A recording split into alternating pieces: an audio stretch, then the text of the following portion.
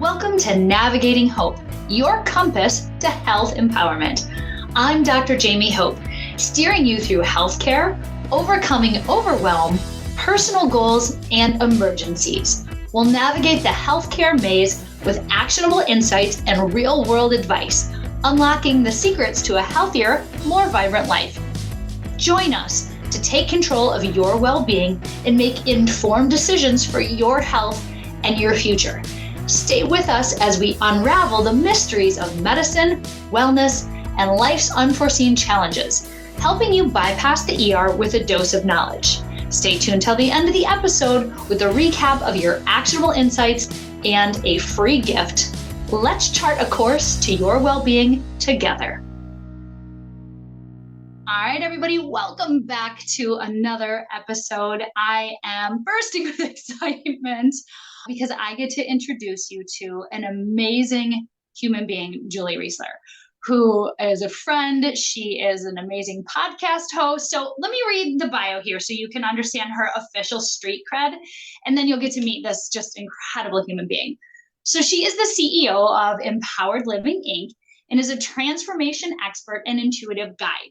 Julie was voted the top 10 most influential life coaches in 2023. And we're going to unpack that because there's a lot of people out there calling themselves life coaches. Julie, we're going to dive into that. And she's a board certified master life and wellness coach and is a mentor to hundreds of coaches, change makers, and soulful entrepreneurs. Julie hosts the USU podcast. So if you have not heard that yet, you got to run over and check it out. It's a global show in over 175 countries and is the author of Get a PhD in You, an Amazon top pick. Julie is featured in Forbes, Mind, Body, Green, the Chopra Center, Bustle, Thrive Global, and a million other places for her work as a coach, teacher, and conscious business leader. She is a multi-time TEDx speaker and has spoken on stages throughout North America. I have had the pleasure to be in the audience. And Julie founded the Intuitive Life Designer Coach Academy, a top certification program where she certifies life coaches worldwide. She holds a master's degree in health and wellness coaching from Maryland University of Integrative Health and is a professor at Georgetown University in their coaching program. And honestly, the bio goes on and on and on. But let's get to it. Julie, thank you for being here today. Oh my gosh. Well, I know when my cheeks are already hurting from smiling, we're in a good space. I'm so happy to be here. Yes. Oh my gosh. So, I mean, so many fun things to unpack here. So the first one, let's just dive right in. So I want to talk about this, like to be voted in the most influential life coaches, because, and it's kind of almost become a little bit of a joke in the industry. Like every teenager's like, I'm a life coach now. And so it's not just something you can wake up and decide, oh, I want to make money, so I'm just going to be a life coach. There are actually qualifications. There are things you need to learn and do and understand, and also have some life experiences, good and bad. So can you walk us through what that journey is like, Julie? Oh yeah, you are bringing up, I think, a really important subject. And look, let me just say, blanket statement, part of the reason we're seeing so many people wanting to become coaches is because this work works. We're starting to see companies and organizations, and I can share, I've been hired by the government, by the military, by Fortune 500 companies, by school systems to coach and to help individuals and groups. The work works, but here is the thing. You would not go to a psychologist who just called themselves a psychologist without some study. And it has been a little Wild West-esque in the coaching world. Look, I know there are some people who naturally have the propensity and might have very little training and might actually be a great coach. And for those people, that's fantastic. For the majority of people that are going into this kind of healing and powerful personal development modality, you've got to have training. The integrity of the work, it is, when I was taught, it is so important. And the word integrity, I think that's it. Immediately, like as soon as you said that, I'm over here like, yes, that's the thing. That's the thing. And integrity, when you take out the judgment, integrity of a structure, if you have a bicycle and it's missing its spokes and its wheels, you can kind of ride it, but it doesn't have integrity to it. And it's very similar to this work, right? So I was a psychology major, public health major. I did not want to do research. And that is why I was like, I don't know if I want to be a psychologist. I always was sitting with, how do I really love understanding people and what drives them? And how do I help people to really step into their power, their gifts, their higher self, their best? And I love psychology. My best friend's a psychotherapist. A lot of times with psychology or being a psychologist, you're very focused on the past, whereas coaching is more focused on the present and the future. However, when I was trained, and I did end up working with a coach about 16 years ago, changed my life. I wasn't expecting this to happen. It was so powerful. It stopped me in my tracks. And I thought, if I can literally have a change this profound in my life and everything shifted afterwards, what the heck is this work? I need to check it out. And I found this amazing master's degree program. I didn't even know it existed. And it fell under what would be called like the positive psychology kind of rubric. But it's its own methodology. And that training, and we can talk about it, what does that even look like? There Yeah. competencies. Yeah, there's a whole thing to it, framework, competencies. Like, it's not just tell me what your goals are. Like, it is way, way, way, way more complex and beyond that. And so it's important because there's an integrity aspect to it. And there's also it works. That's why it's blossoming and flourishing. I mean, that's what's happening. But there are tools, there are things you need to know to be able to, I believe, practice as a coach with integrity. And I really think it helps highlight it. By the time you have government, military, and schools wanting this, it has to be so well vetted, so well proven. They're a lot more skeptical. They're not accepting snake oil, fly by night nonsense.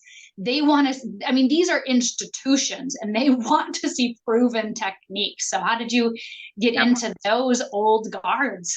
Yeah. It's a really good question. So when I went back to get my master's degree, I was also in the middle of it wasn't midlife, hopefully, but a little bit of a dark night of the soul. I was ending a marriage as amicably as possible. I was in a corporate day job. I was working, in top of HR, had 2 young kids, and I was getting my master's degree. So a lot was changing. And this work, it was a 2-year program. I learned so much about the brain, around mindfulness, around mindset, around how do you actually make change with adults.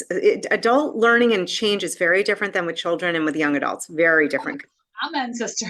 Yeah. We get, adults can get really set in their ways, and it can also seem like, well, that has never changed, so it won't. I mean, there's so much around change theory. And so I started to notice a shift in my own health and well-being in a positive way. The things I was learning, the professors I had, I was so lucky. I had incredible people I was learning with. And I just thought, I'll just do this on the side. I didn't really have a plan, but I had a practicum. We had, gosh, I think 100 hours of training. It was not just, in practicing with each other and then actual pro bono clients. And all of my pro bono clients, Jamie, wanted to stay on. Yeah, of course they did. They wanted, and I was like, what is happening? And they were like, how much do you charge? I'm like, I have no idea. I don't know. I didn't even think that far ahead. I just love this work. So for me, I was really, I think, lucky. And also, this is a good match. Like, I really love helping people. I see their higher self, their best self. And it's such a joy to help someone change their, get unstuck and to change perspective. So very lucky about, gosh, I finished my degree and I ended up leaving my day job. It was 11 years there. Benefits. I mean, I was single mom at the time. It made 0 sense, but I just knew I have to do this work. And I was really lucky. I came into contact with someone who ran a training and development center out of University of Maryland, close by. And he said, we need more people like you. So I did leadership development, and he knew my background. I also was certified with International Coaching Federation. I'd had my master's, and he said, we're starting, this is like 10 years ago now. He said, the military, we have government, we have all these contracts. They're starting to ask for coaches, for trained coaches. And I was there at the right time. I got placed. I mean, I coached over 40 I think it's GS-16. It's the highest level in the government. Some of the highest ranking military officers. It was really, really cool, who are human beings with all kinds of things going on. Right? What Yeah. a concept. What a concept. And it was helpful. I'm like, oh, you know what? Just because you're C-suite or you're at the highest ranking, it does not mean you don't struggle with confidence or self-doubt or frustration or stuckness or, beliefs that are crappy that are not helping you. I was so lucky. I had such a great experience. I got to coach tons and tons of people. I worked with the highest level nurses at Care First Blue Cross based out of Baltimore. So I worked with their head, like the nurses that were now the right under kind of the running their whole regions. And same thing, right? And a lot of the times issues would come around health and well-being. And I'm sure you see it. It's like, just because you're in the medical field. Healthcare professionals never, just kidding, always. Yeah, right. And I'm like, what's happening? I'm like, you ladies, it was all women. Actually, in this group, it was about 40 women and high level. It was just amazing. These nurses were incredible. And the coaching and both in groups and individuals, it worked. I had some of the most amazing people. And then I got placed in this like huge construction company that is very successful in this area. And it was just so fun. I'm like, it doesn't matter where you apply this work. Now you do need the foundation. I believe everyone who's going to do this needs some sort of training in it. And there's lots of different trainings. It is not just, I'm going to sit and help you accomplish your goals. There's so much more beyond that. And of course, goals are important.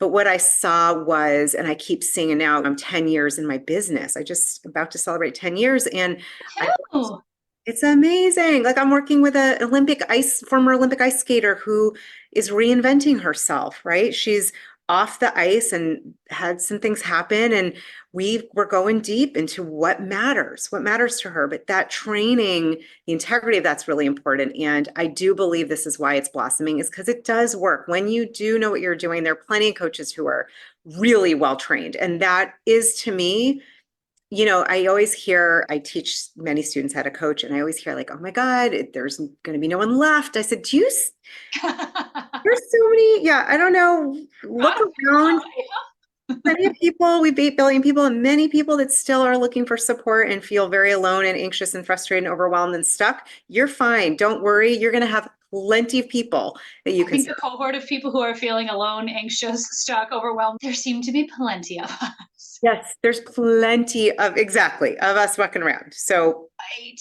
Well, and I find that so fascinating because people are like, oh, what do I need a life coach for?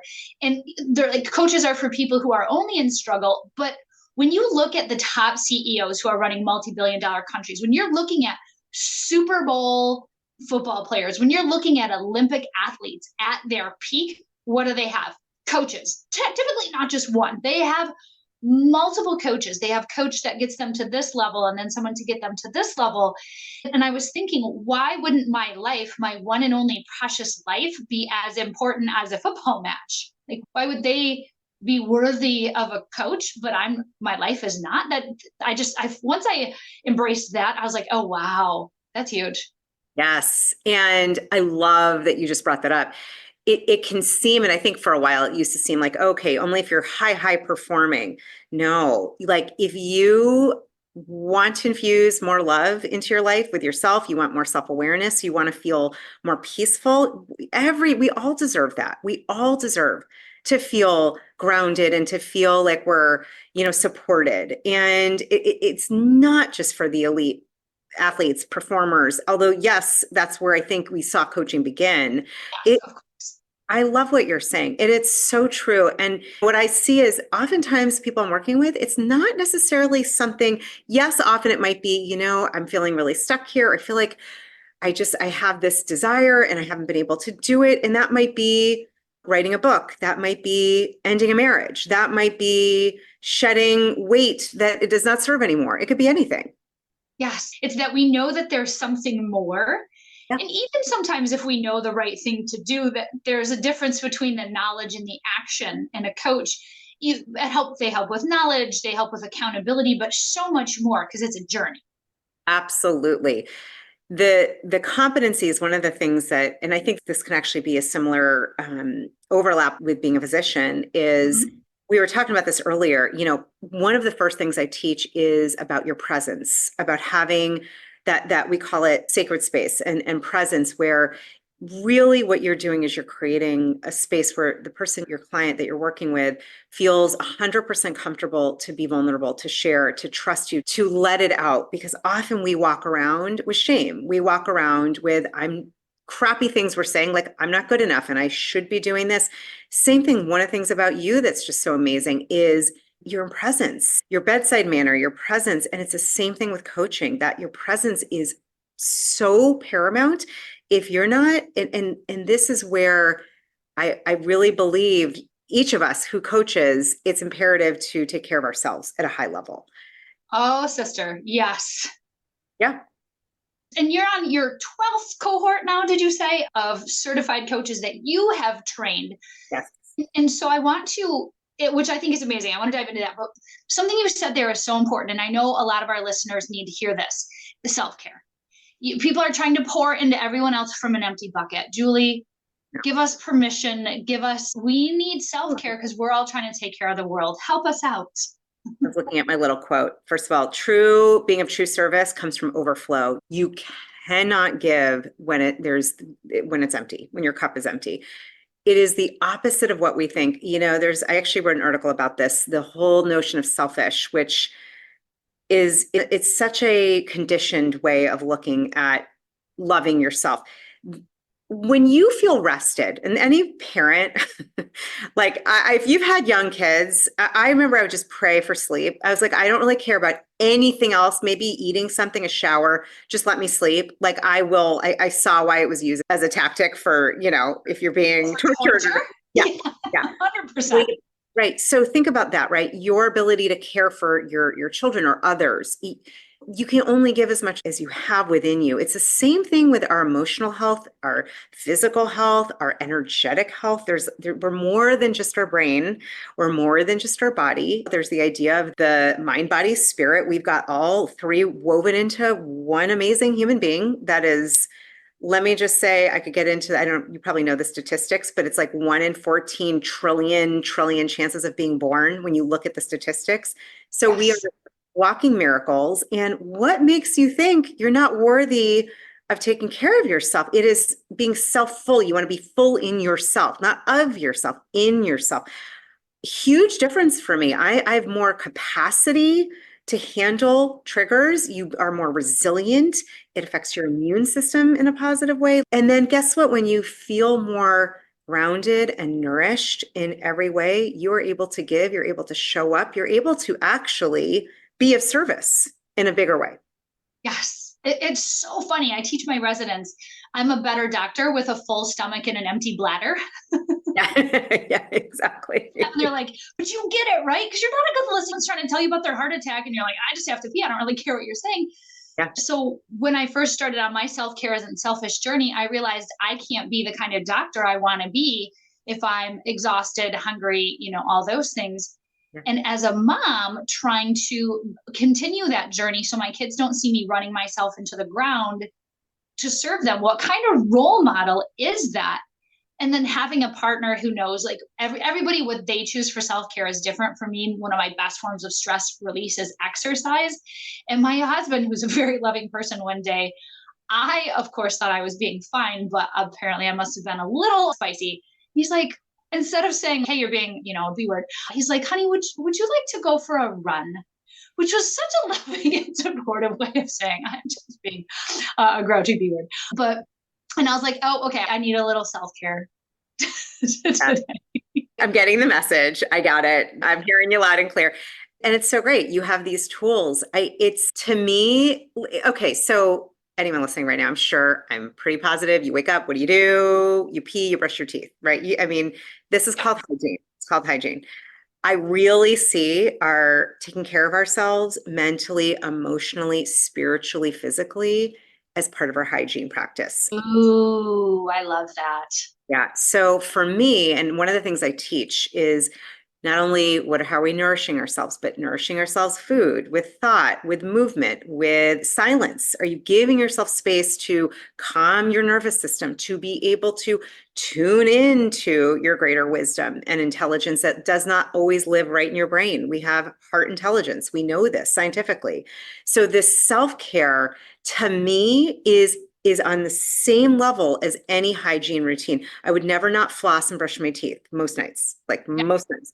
And in the most times, mostly I shower, right? Like hygiene, most of us, I'm guessing, except when you have young babies. Oh, Really, listen, all rules are off. At least yeah. you're like, yeah, you survived. You're good enough. 0 to 3 months, forget. I'm like, your hygiene is like your breathing. That's really Yeah, the no rules, no gods, no kings. Like, get some vitamin D so you don't literally wither. And yeah, but this hygiene, and I think it's important, and we can't give what we don't have. And we're all made of energy. Everything is energy, and we transmit that energy. So as a physician or as a coach, and very different, obviously, ways of showing up in the world, being of service, as a coach, to really hear what somebody is saying and not saying, there's a level of presence and a level of listening. And what I teach is a type of listening that most of us are starving from. Most of us are not listened to in a way that feels like when you have a bowl of soup that has like every vegetable, and maybe it's got chicken and it's got quinoa, it's like delicious and it's nourishing, and you come away and you're like, wow, I feel like my body is vibrating from the nourishment. That kind of listening where you are really, you feel like, wow, someone gets me, hears me, and actually heard things in what I was saying that I didn't even consciously was able to say or to note or to even notice. So these tools, these ways of being taught, these competencies is the word, competencies.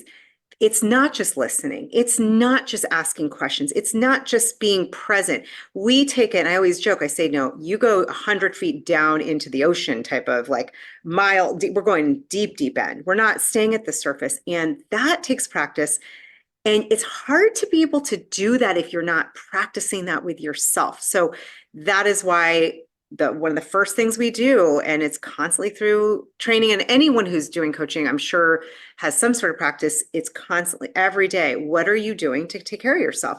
Mind, body, spirit, all of it, right? How are you doing that? And if you really want to be excellent at this, you really want to succeed and help people make a difference, this is the most important thing. And it's actually not scrolling on your phone. It's not posting on your Instagram. It's going to be taking care of yourself. And that looks different for everybody, but there are ways that we can do that. oh my gosh, there's so many. I mean, that's so powerful.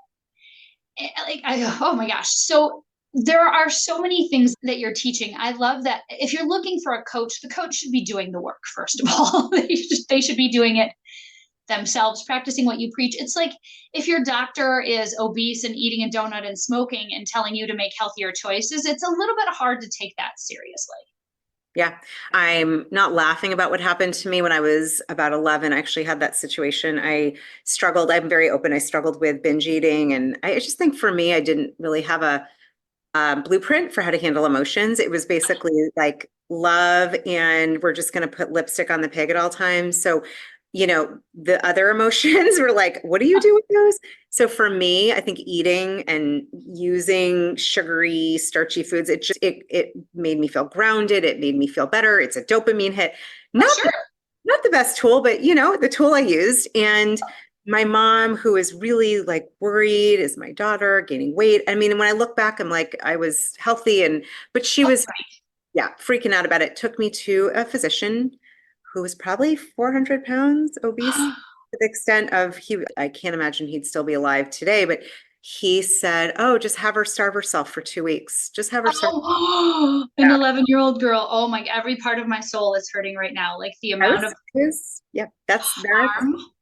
horribly, horribly, it was awful. And I do think part of why I do what I do and why I got interested in human behavior and came out of this, like, some part of me was like, that's batshit crazy. Excuse my language. Well, that is batshit crazy. I Yeah. fully support Yeah, that. that is crazy. And I was obviously I mean, I was upset and I felt like something was wrong with me and I was shamed and it was awful. Well, this is somebody in a trusted authority position who abused that to give you not only an unhealthy directive, but an internalized message. Yeah, it was not good. But it's funny. We then ended up, I remember this, my mom took me to the obesity childhood specialist in the country who happened to be at Tufts. I grew up in Boston, who I then interned for.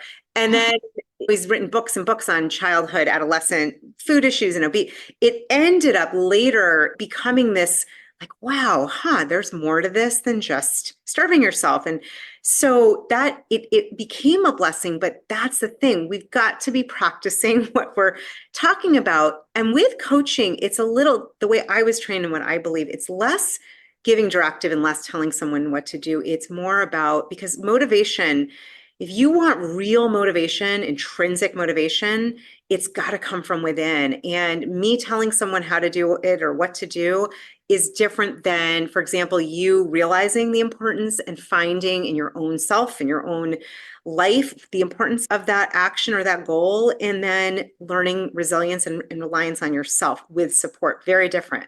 So you've got to be able to do that with yourself as well. And I love that you share that. And in your book and in your podcast, you share your struggles. You are not putting yourself out there saying, I am Julie and I am perfect and I've never struggled with a darn thing. I just have amazing hair and gorgeous eyes and beautiful skin and I'm just perfect. All those things are true, but you're also a real human being. You've struggled with sugar. You've struggled with your weight. You've struggled with anxiety. You've struggled with actual human problems that we have all had, and also found your way to the other side. Yeah. And it's, before we met, I was meeting with a coach who does energy heal. I mean, I'm working with someone now. I have different types of coaches. I use this work for myself. It's a constant look. I'm constantly evolving and growing and shifting. And what I found is the more that I show up for myself, which could have been seen as selfish and, in the way that we're conditioned, it's true. The more resilience I have with triggers, with challenges, with children, with life, and the more I have to give. And it's just, I always say this, for coaches, get yourself a coach. Make sure you're working with a coach. Have someone you're working with. You've got to be knowing and really living the work. And in that coaching others, have the training. So, you're working with somebody. It's the same, again, a psychologist or a therapist is not going to just call out that they're a therapist without a background. You're going into somebody's energy. You can't just walk into my ER and be like, today I'm an ER doctor. It doesn't work like that. Yes. Now, granted, that's even like we're going into the body. I mean, but you are entering somebody's energy field. You're also entering their psyche.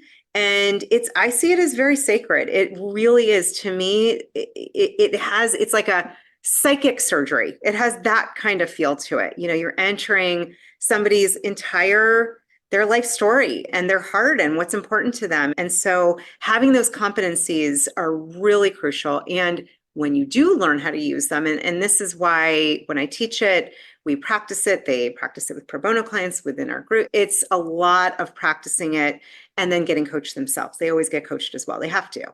Yeah. It's that combination of the competency and integrity that I think is just, and that can be missing in this industry. But just like with anything, there are different types of medicine that are considered alternative. And some people just chuck them all out as snake oil because there are snake oil salespeople who are ruining it. Yes. And so same thing with life coaches. When you have the competency, you have put in the reps, you have the integrity, you have the life experience, you've gone through your own journey. That's the type of thing that makes that life-giving transformation. That's where it gets exciting. Exactly. Look, the thing with this work, there's a lot of different avenues to go through to shift and change, right? So for some, it's a counselor, a therapist, and a coach. I know people that go to an acupuncturist for energy work. There's so many different modalities. And then with coaching, there's a lot of different focus. You can focus in different niches within coaching. What I have found is the other aspect that often is missing is personally what I think is our biggest superpower, which is this inner guidance that we have, otherwise known as intuition.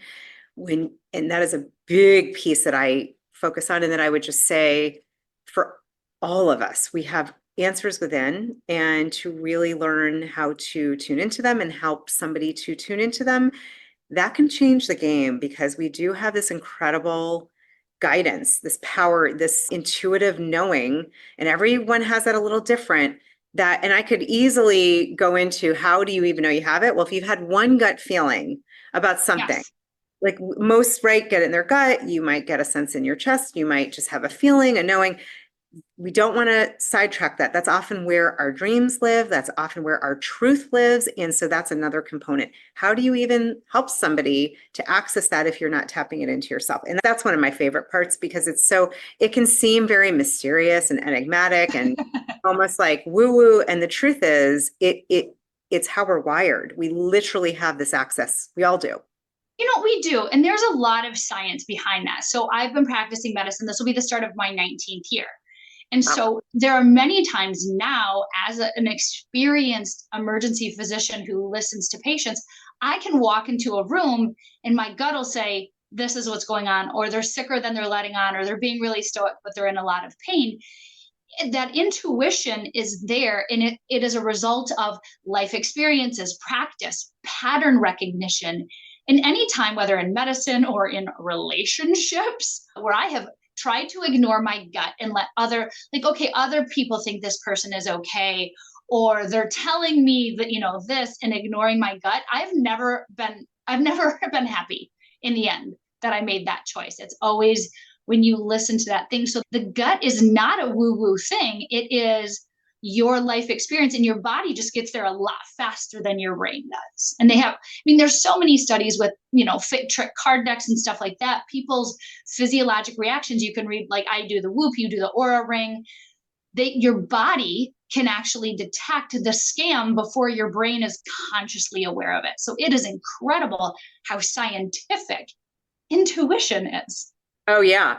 I mean, and I love how you just described it. And then we have, for anyone who's done anything around the Heart Math Institute, Heart Intelligence, electromagnetic field, which is like, I think, beyond what it is around our brain. It literally, through scientific studies, shows we pick up information through our heart. We have similar, it's like hard to even understand this. Similar, like the gut is like the second brain. Our heart also has similar cells that pick up information around us. And so I think part of it is a conditioning thing, but here's the thing. If I'm working with somebody and they're feeling overwhelmed or depressed, and I'm not talking necessarily maybe clinically depressed, but feeling like lethargic or frustrated or like just bummed because their goal or something they've always wanted is not happening, or maybe, they're believing the thought patterns, right, that are saying otherwise. But let's say they're in a relationship that is not the best for them, right? Or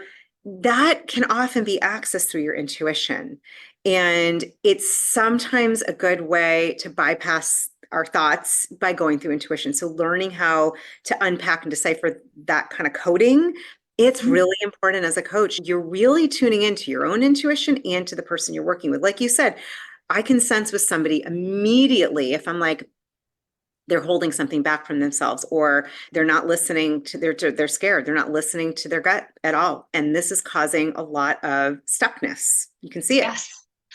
I see this in my human trafficking victims, interestingly enough. They are so in tune to their gut. Alice J., who wrote this just heart-wrenching book called Out of the Darkness. She started being trafficked when I believe she was about 9 years old. What she learned on the streets were a PhD in instincts. She could tell within seconds of that door closing, is this person going to beat her? Are they going to kill her? Are they going to pay her? And I remember hearing that, and that's like such an extreme example. But because she had to for survival.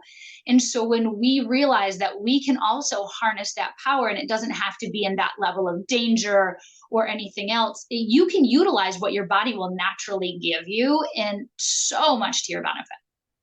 Oh, wow. That is at a whole other level. I can't even, God, my heart goes out to her and anyone who's gone through that. I'm just like, whew, as an empath, I'm like, oh my God. Well, that's when I first started entering that space, because, I'm an empath as well. When we're around each other, there's like so much energy, but just my heart was called to it, because I'm like, well, how, at a certain point, who am I not to use my platform? So I do a lot to help educate people on how to recognize human trafficking. And that involves, like, you can't go teach something. I can't just like make a logo and decide I'm a human trafficking expert with no actual training. So I spend a lot of time with people with lived experiences, just like how you do with your coaches, right? You can't just suddenly become an expert. You have to go live it and do it. And I love that about you. I just think that's such an incredible thing. And all these years that I've known you, you live your work, your podcast, you bring on amazing things, your book. Oh, we need to dive into your book here for a minute, because this is one of my favorites. So I listen to a lot of podcasts and audiobooks. I'm such a I used to be a visual learner, but I take in audio now so much. And I like to, whenever possible, be out in nature when I'm doing it. So I'm listening to your book, and I remember this vividly because this is very funny. And I'm coming up around this like big, beautiful tree in my neighborhood. It's one of my favorites. It always makes me smile. And you, that was a part in your book where you called yourself the butt police. And I had to stop what I was doing because I was laughing so hard. And now every time I pass this tree, I get a little chuckle because I created an association. So, Julie, let's talk about the power of words. And can you please explain to our lovely listeners the butt police? Oh my gosh. Again, my cheeks are hurting and I'm laughing. I'm like, oh, good Lord. It's so funny because I'm like, oh yeah, that's right. I did write about that. And I wrote about, I tend to write things or speak things or record and then I don't ever read it or listen again. I'm like, nope, I'm done. I'm good. There's a part of me that's like, oh boy, like, oh yeah, I forgot. I talked about that. Well, this is one of the gifts of the coaching world and what I learned working with this coach and in this program I'd done years ago that really did shift the way I looked at everything is, the words. So it's the words we're saying make a difference. And it's also the energy behind it, the emotion behind it. So, you can say you can say something in two different ways and it means completely two different things. Yeah. But here's the thing, and I really believe this, and I forget the actual quote, but I think we have it's like 60 to 70,000 thoughts a day. You've probably talked about this before. So many of them are throwaway thoughts, a lot of them. Lots of them. And one of the things I like to do, and I've done this before, is just take a day and just sort of track from the time you get up and look in the mirror, go to the bathroom, look in the mirror. What are you saying? You will get a lot of information if you just did even like a morning about what you're saying to yourself. Those thoughts, our body, our cells, our energy is listening, is taking it in. Not like our cells all have ears, but like there's a connection. There's a mind-body connection. We know this. So I really do. It's funny. I was just doing it this morning. I'm like, this probably looks ridiculous, but I don't really care. Is talking to my body and my cells and just saying, thank you. Good morning. Thank you and I actually add in tapping sometimes to it. And I don't think I wrote about tapping in my book, but you could just put your hand on your heart. The truth is that these words that we're saying, we often take what someone tells us and we make it mean something, or we flip the script on ourselves. And I actually think one of the most damaging things we can do is self-abandonment and self-loathing. And that is often a pattern. It's not necessarily, I've seen this so often personally with people that I've worked with. Like, do you actually really believe that? Well, I feel like I believe that. I think I believe that I'm not worthy to spend that extra money on myself or time on myself or whatever it is. Where did you get that? Who said that to you? When did you turn on yourself? And we do that a lot. Those words we're saying make a big difference. So, whether it's feeling envious of somebody else and making comments like, I wish my butt looked like that, or I could never look like that, or whatever we're saying to ourselves. So the thing that I love, and I actually just got this sign, one of the words that can really, really help is the word and versus but. I literally just posted, actually this week, I did an episode about just being in tune with what you're saying to yourself and following the signs in your life. And I was coming out of the gym and was really struggling with a program I'm about to launch and felt like it had to be one way. And I kept hearing, well, it could be both. Maybe it's you're helping coaches, but other people too. And then this truck, I couldn't move for 5 minutes. And the whole truck, all it said was and on it. Instead of saying but, you're replacing this powerful word. The minute you say but, and we don't think of this, but semantically, the minute you say it, you're closing off possibilities. You're saying it can either be this or that. It's very dualistic. It's very either or.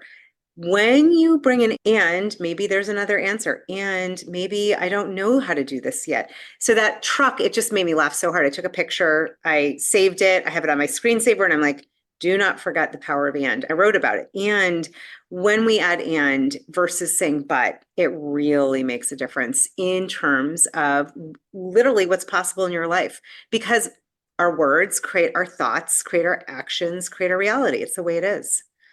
Yeah. Yeah. Just so powerful. Very hilarious, obviously, always. So now anytime I hear myself saying but, I'm like picturing the butt please coming in. This hilarious image, but then it helps you remind, okay, what is the and?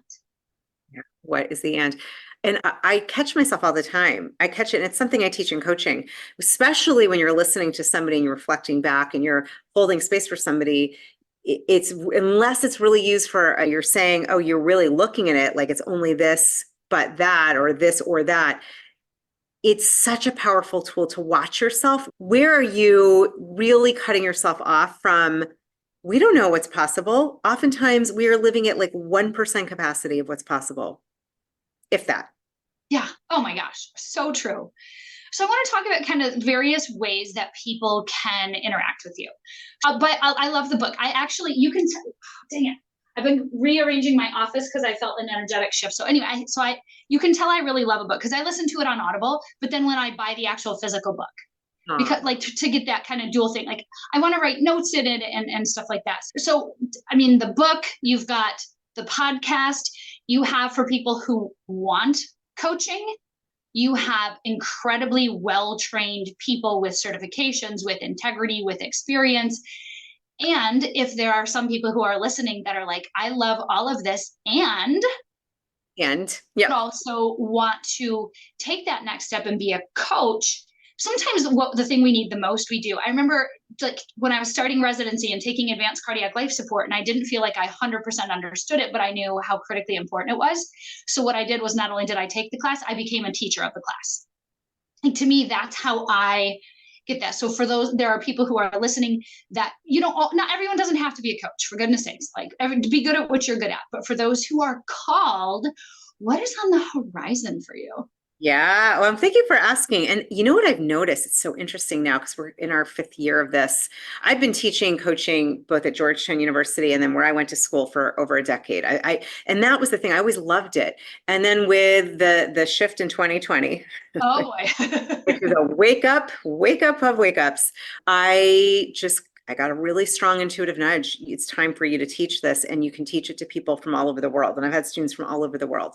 So, you know, a lot of people that have come in are therapists. I've had physicians, I've had lawyers, accountants. There's usually this, I don't know, I want to do this work on myself and I feel like I want to help people. So you don't have to know that you want to be a coach. It could be, something about it. Like I'm drawn to this helping myself to be more aware and to get unstuck. And I think that could be cool with other people. I would say 50% come in like that. And then 50% are already actually trained coaches that are like, oh, I missed these competencies or I missed the part on intuition. So I am redesigning the 4-month actual program. I've been teaching that. This is now going to be the 12th time. So we've got it dialed in. I have amazing mentor coaches. It's one of my favorite things. It's such a magical, miraculous program. You do not go through that and come out the same person in the best of ways. I mean it. You can ask anybody. You really don't. And I'm going to be adding an intuition aspect to it. So there's going to be a 2-month intuition school where I'll be teaching that and teaching people how to really learn how to follow your gut, your guidance. What does that mean? What does that look like in a very practical way? I work with a lot of left brainers who are looking to move into how do I bring in the right brain too? I'm a recovering left brain enthusiast. So I have a lot of women and people coming from there. And so we'll be getting started in the fall. And I would say for me, the bringing in the intuition, we do touch that in the 4-month training. We're just going to go deeper because I really, really believe, and I've seen it, to get that for yourself first and to have that space and grace to really learn how to follow your own intuition, your nudges, your gut, and to work and see the shifts. It only amplifies your ability as a coach. It is. And I love that you know the science. We know the science behind it, but you're teaching people how to actually utilize it in a practical way. Very practical. I'm all about, this work, there's an art and science to it. And I'm very clear, it's very structured, because when you're coaching somebody, it's like a dance, right? You don't really have a script, but you do need a framework that is solid. So that, to me, there's a bit of you're going to be in the moment and you're going to use the framework and the tools, and then every person is different. And I want you to bring your whole self, and it's not the same every time. So there's a bit of both. And actually, it's a nice balance of left and right brain. It's both. Nice. Yeah. Oh, this is so exciting. The amount of lives changed with that kind of coaching, whether people are listening to your podcast, reading the book, starting that wherever they're at on that self-care journey, really understanding it's self-full, not selfish. I love that. I have my whole desk here is surrounded by quotes, and I'm going to these pop out at me and I add them. Your words become worlds, your thoughts become things. Be that butt police. It's like telling your kid, I love you, but go clean your room. And you're just like, wait, do you love me? That's very confusing. Yeah, it's confusing. And it then has you look at, that's right. And we do it to ourselves all the time. We judge and we do it to others, we do it to ourselves. Exactly. It's confusing. It's like your foot on the gas and your foot on the brake. That's what butt is. And how far are you going to drive if you have your foot on the gas and your foot on the brake? Right. Not so much. You're not going. I tried that in driver's ed. It didn't go well. It's going to be a nightmare. Trust me. I've done that before and it's not fun. It's not going to work energetically, in reality. So and it allows you to put your foot on the gas, put your foot over to the side, not on the brake, and see where you're going to go. And it gives you possibility and openness. It really changes things. Oh my gosh. Oh, I love this so much. So there are a lot of ways that people can interact with you. But Julie, you came bearing gifts. Can you tell us about that? I love that about you. Of course you did. You. Well, I love you. I love gifts. I think even though it didn't score as my top, the love languages, it was like third. I love gifts. I've always loved gifts. I love giving them. Yes. They're fun. They're fun to give. So this gift, I thought it would be really helpful for anybody who is looking to become more full in yourself. It's a 7-day tool set to manifest your highest, greatest self, your goals, what's on your heart. And there's a practice every single day. These are practices I use in the tool set in each day. One of the days has an audio meditation. One has a way to really look at your time and to come from a place of how are you nourishing yourself. And we definitely have one that is tracking your words and what you're saying to yourself in a very cool way. So every day has a different tool that I use that I think is powerful. And that is part of what I teach my coaches as well. And I can share the link. I'm sure you'll have it, but it's for anybody and everyone. I've gotten really wonderful feedback. It's pretty, it's a pretty guide as well, which is always important. It's free. I mean, how lovely is that? When you can tell when you are meeting true experts, they are coming on podcasts, you can understand their credentials, their integrity, that they know what they're talking about. And they are so passionate about what they do that they want you to have it. Absolutely. They want this work into the world. And so that's at juliereisler.com/toolset. Did I get that right? Yep. You totally did. Yes. And that's Julie Reisler. And this will all be in the show notes for those of you driving. Please don't crash. It's Reisler. Yes. Reisler. Yes. Like the store, REI. I always say like the store, REISLER. Oh, yeah. Okay. That's easy to remember. It's the same with my first name. Nobody ever spelled it right. Autocorrect finally stopped bullying me that this is just how my name is spelled. With the I. It's funny because I'm like AI. It's like AI. See? AI is in there, right? Appreciative inquiry. Doesn't have to just be artificial intelligence. Exactly, right? Oh my gosh. So, all right, everybody. Julie Reisler, thank you so much for being here. Stay tuned for your top takeaways. You're just an incredible human being, and I'm just so delighted to get to spend time with you.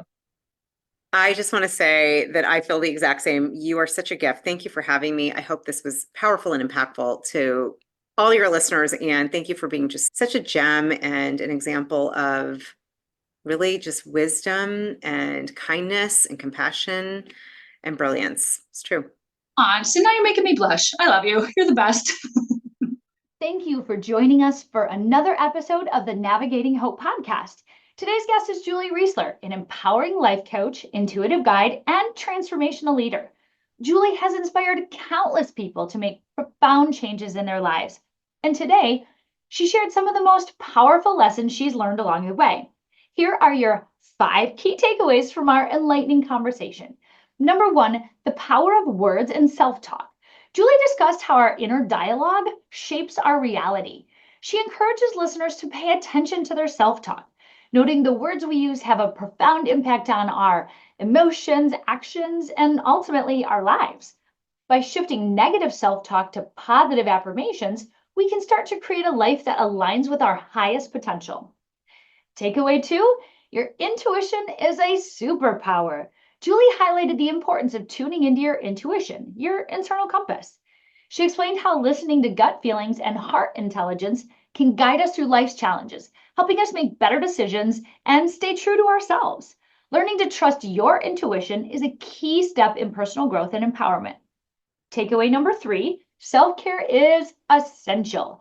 Self-care for Julie is non-negotiable. She described it as hygiene for the soul, reminding us that we cannot pour into others from an empty cup. Julie emphasized the need to nurture mind, body, and spirit through daily self-care practices that help recharge our energy, allowing us to show up fully in our personal and professional lives. Number 4, coaching with integrity. As a coach and a mentor to other coaches, Julie talked about the importance of practicing what you preach. Coaches, just like physicians or therapists, must undergo proper training and work on their own personal development. For her, coaching is about helping others live their best lives through self-awareness, accountability, and compassion. And lastly, number 5, using and instead of but. One simple but powerful takeaway was Julie's suggestion to replace the word but with and. By doing so, we open up more possibilities in our thinking and decision-making. This simple linguistic shift can turn limiting thoughts into expansive opportunities, allowing us to embrace a more holistic and empowered approach. Julie's insights about self-care, intuition, and personal empowerment are rooted in actionable practices. To help you get started on setting meaningful and achievable goals, we are offering you a free Smarter Goals worksheet. This tool will guide you through creating your smarter goals that will align you with your true desires. Click the link in the show notes to download your free copy today. Remember, whether you're working on tuning into your intuition or setting goals for your next big project, you have the power to transform your life. Stay hopeful, stay determined, and as always, keep navigating your journey with hope. Thank you for tuning into Navigating Hope with me, Dr. Jaime Hope. It has been an honor to navigate the realms of health and wellness with you today. Remember, in the journey toward a healthier life, knowledge is your compass. If you enjoyed our time together, please share, like, and subscribe to Navigating Hope. Join us next week where we'll continue to empower your health journey, arming you with the wisdom to navigate life's challenges and keep the emergency room in your rearview mirror.